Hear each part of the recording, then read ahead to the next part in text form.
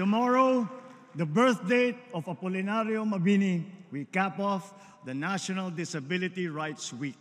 Our PWDs can rest assured of government's effective implementation of beneficial policies and programs that will guarantee equitable opportunities, special interventions, and incentives for them.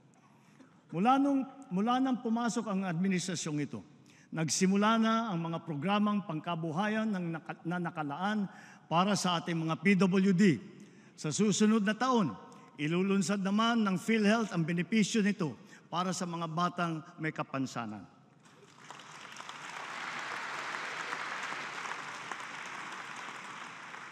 Halos dinoble na rin ang diskwento na ibinibigay sa mga PWD at sa mga senior citizen na tulad ninyo para sa mga basic necessities at prime commodities.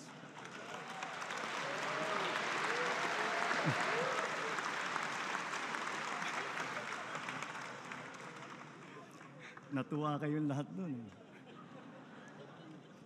Sa lahat ng mga ginagawa natin ito, katuwang natin palagi ang pribadong sektor, lalo na sa mahalagang bagay ng trabaho at pasahod.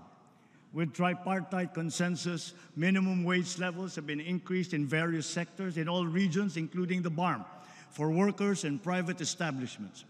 Makakapagdulot ito ng ginhawa sa mahigit 4 na milyong mga kababayan na natin at ng kanilang mga pamilya.